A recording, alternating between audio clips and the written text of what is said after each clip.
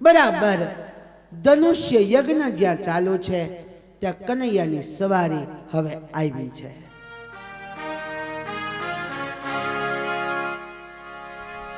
સુંદર મજાના વસ્ત્રો આજ ધારણ કરી અને કનૈયાની ટોળકી કૃષ્ણ અને ગોવાળીઓ આવ્યા છે ધનુષ્ય યજ્ઞમાં. કંસે મહાવતને ઈશારો કર્યો. મદોન્મત બનાવેલો હાથીને દારૂ પાવામાં આવ્યો હતો. મહાવતે અંકુશના એવા પ્રહારો કર્યા, હાથી દોડતો આવ્યો છે અને કૃષ્ણનો સ્પર્શ જ્યાં થયો, નાનું બાળક જેમ દિવાસળી તોડે એમ બરાબર કૃષ્ણએ હાથીને ફગવી દીધો. બોલો વૃંદાવન વિહારી લાલ કી જય. દ્રશ્ય જ્યારે મથુરા વાસીઓએ જોયું બધા આશ્ચર્યચકિત થઈ ગયા. આવડું નાનું બાળક અને આવડા મોટા હાથીને ઉકેડી નાખે, બધે જ જય જયકાર થયો છે. આવ્યા છે બરાબર કુસ્તી યુદ્ધ જ્યાં થતું હતું ત્યાં પ્રવેશ કર્યો છે. સૌથી પહેલા સલ અને તોશલ બરાબર કુસ્તીના મેદાનમાં હટ્ટા કટ્ટા. લક્ષ્ય છે કનૈયાને મારવાનું અને કનૈયો છલાંગ લગાવી અને આવ્યો છે રણ મેદાનની અંદર. સલ અને તોશલ કે છે તારું નામ તો બહુ સાંભળ્યું છે. કનૈયો કે હવે તું કામે જોઈ લે. બરાબર સલ દોડીને કનૈયાને બથ ભરે અને ગોળ ગોળ ફેરવે. ભગવાન કાંઈ બોલ્યા નહીં. સલને એમ થયું હમણાં આનો ભૂકો બોલાવી નાખું. અરે તારા ભાઈનો ભૂકો બોલાવા તો એ આવ્યો છે. બરાબર યુદ્ધ જામ્યું છે, બરાબર જોરદાર ફેરવે છે અને ભગવાને અહીંયા પણ વજન વધાર્યું. ચાણૂરનો ભગવાને વધ કર્યો અને મુષ્ટિકનો પણ વધ કર્યો છે. બોલો વૃંદાવન વિહારી લાલ કી સિંહાસન ઉપર આજે ઉગ્રસેનની ગાદીને છીનનારો કંસ ભયભેદભાઈનો છે. આખું શરીર ધ્રુજી રહ્યું છે અને દોડતા દોડતા રણ મેદાનમાંથી જ્યાં કંસનું સિંહાસન છે ત્યાં ભગવાને દોડ મૂકી અને મામાને પગે લાગે, મામા મજામાં તો છો ને? તબિયત તો સારી છે ને? આ પરસેવો કાં વળે છે? મામા અમે તમારા ભાણિયા, પહેલા તો તમારો થેન્ક યુ, ખૂબ ખૂબ આભાર. તમે રમકડાઓ બહુ મોકલા મામા, પણ શું થાય એ રમકડું તોડી નાખતો હતો એટલે તમારી પાસે પહોંચતું નહોતું. કંસ ભયભીતભાઈનો ધ્રુજે છે.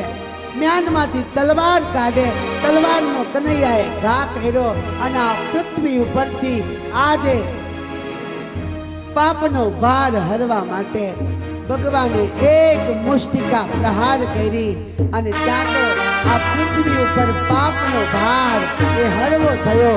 કંસનો પણ ઉદ્ધાર. બોલો કૃષ્ણ કનૈયા લાલ કી જય. મથુરા વાસીઓએ બરાબર જયકારો કર્યો છે અને કનૈયાની ટોળકીનો આજે વિજય થયો છે. પછી તો ભગવાન બરાબર વિશ્રામ ઘાટે ગયા. વિશ્રામ ઘાટે જઈ થોડી વાર વિશ્રામ કર્યો. પછી માતા પિતાને મુક્તિ કરી ઉગ્રસેન મહારાજને કારાગૃહમાંથી મુક્ત કર્યા. ઉગ્રસેન મહારાજ પાસે આવી અને નતમસ્તકે કનૈયોને દાવ ઊભા છે. ઉગ્રસેને કીધું, કાના એમાં શોક મનાવવાની કોઈ જરૂર નથી. મારો દીકરો તમારા હાથે મર્યો પણ એ એના કર્મથી જ મર્યો છે. ઉગ્રસેન મહારાજ કહે છે, કાના હવે એક મારી ઈચ્છા છે, મથુરા ગાદીના અધિપતિ તમે બનો. પણ કનૈયાએ ઘસીને ના પાડી દીધી છે. નહીં, જો આ ગાદીનો કદાચ હું અધિપતિ બનું તો લોકો એમ કહેશે કે ગાદી માટે એક ભાણેજે પોતાના મામાનો વધ કર્યો છે. આ ગાદીના સાચા વારસદાર જો કોઈ હોય તો તમે છો. ઉગ્રસેનને ગાદી સોંપી છે. પછી તો ભગવાન નંદ બાબા અને ગોવાળિયાને વિદાય આપે છે. પછી ભણવા ગયા સાંદીપની આશ્રમમાં. 64 દિવસ ભગવાન ભણ્યા છે. 64 કળાઓ ભગવાન ભણ્યા છે. ભગવાનની સાથે દાવ ગયા. ગરીબ બ્રાહ્મણ સુદામા પણ ભગવાનની સાથે ભણે છે. સુદામો ભણવામાં બહુ હોશિયાર, અને આપણો કનૈયો કેવો હતો એ તો સુદામા ચરિત્ર આવશે ત્યારે ખબર પડશે. કારણ કે 11 વર્ષ જેને પાટીને પેન શું છે ખબર નહોતી, પણ ભગવાને પોતાની શક્તિ વડે 64 કળાઓને બરાબર ભગવાને શીખી છે. ઉદ્ધવને વ્રજમાં મોકલા છે, અને પરીક્ષિત ઉદ્ધવજી મનમાં અભિમાન લઈને ગયા, પણ ગોપીઓનો પ્રેમ જોઈ અને પાછું અભિમાન પીગળાવી અને ગોપી કરતા ઉદ્ધવ પાછા મથુરામાં આવ્યા. બ્રહ્માના આદેશથી મોટા ભાઈ દાઉજી મહારાજના લગ્ન આનર્ત દેશના રાજા રેવતની પુત્રી રેવતી સાથે થયા. રૈવતને એક જ દીકરી હતી, એટલે દાઈજામાં બધું આપ્યું. મોટો ભાઈ પરણે એટલી જ વાર હતી, બસ એ પરણી ગયા, રસ્તો ખુલ્લો થઈ ગયો. એટલે ભગવાને હવે બધું ચાલુ કર્યું. ભગવાને વિચાર કર્યો, ભાઈ તો પરણી ગયો, મારે તો બહુ મોટો પંથ કાપવાનો છે. 16,108 સુધી મારે પહોંચવાનું છે. શુકાચાર્ય કહે છે કે પરીક્ષિત આવ. ભગવાનના સૌથી પ્રથમ લગ્ન ભીષ્મક સુતા રૂક્ષ્મણી સાથે રાક્ષસી વિધિથી થયા છે. એની દિવ્ય ગાથાનું હું તને રસપાન કરાવું, તું સાંભળ. અને ભગવાનને હવે પરણવું છે. મારો કનૈયો હવે પૈણું કરી રહ્યો છે.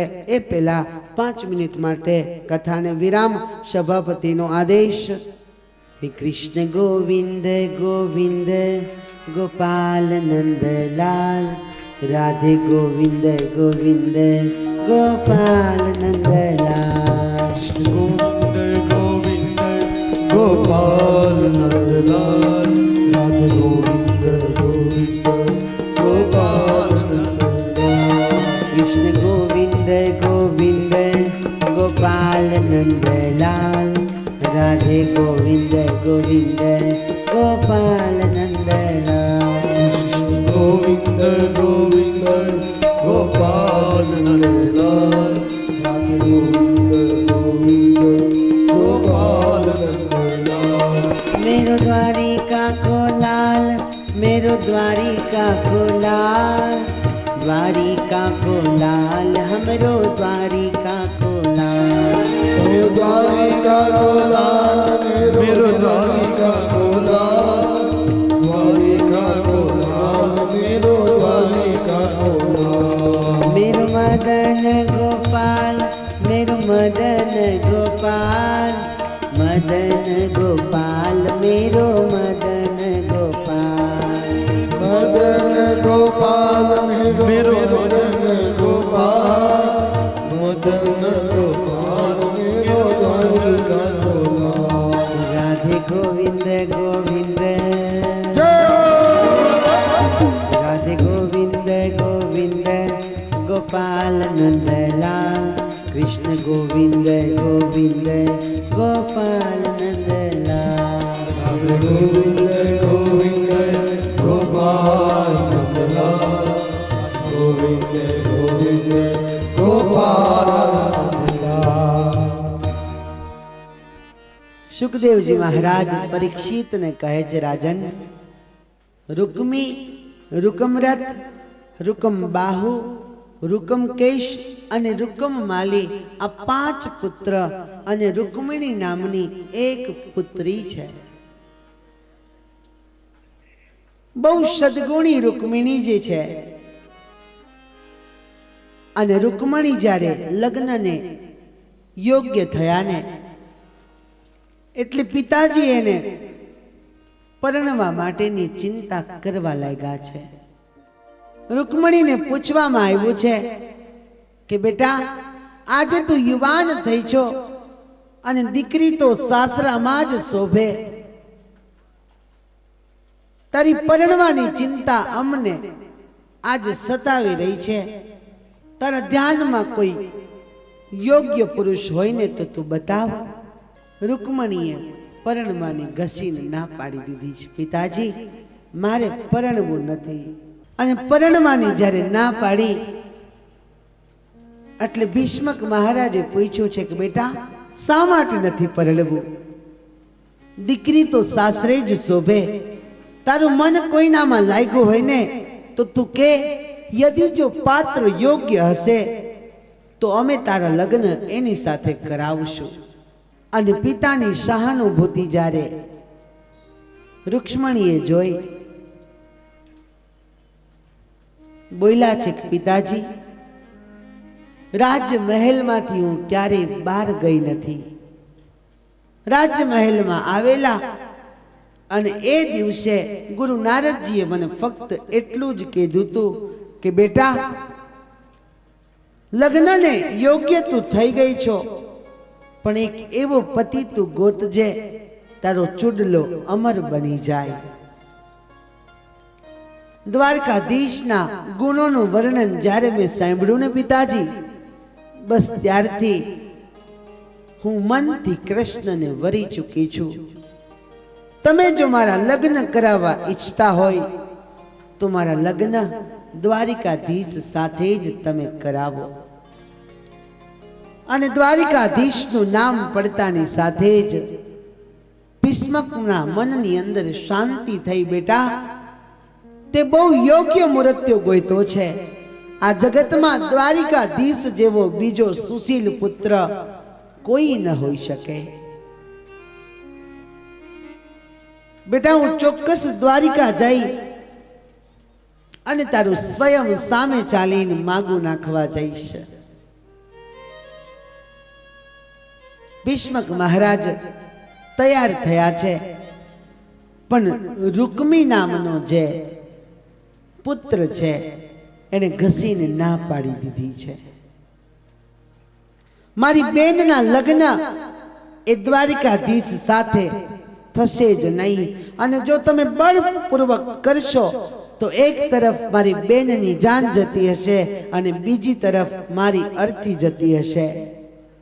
અને પોતાના પુત્રનું આવું કટુ વચન જ્યારે સાંભળ્યું ત્યારે ભીષ્મક મહારાજ દુઃખી થઈને કહે છે, તો બેટા, બેન લગ્નને ઉંમરે આવી છે, તારા ધ્યાનમાં કોઈ યોગ્ય પુરુષ હોય તો તું બતાવ. ત્યારે રૂકમી કહે છે, શિશુપાલ જેવો આ જગતની અંદર કોઈ વીર નથી.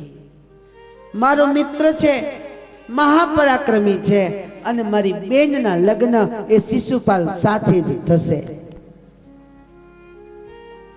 પિતાજી, આજે જ હું માગું લઈને જાઉં છું.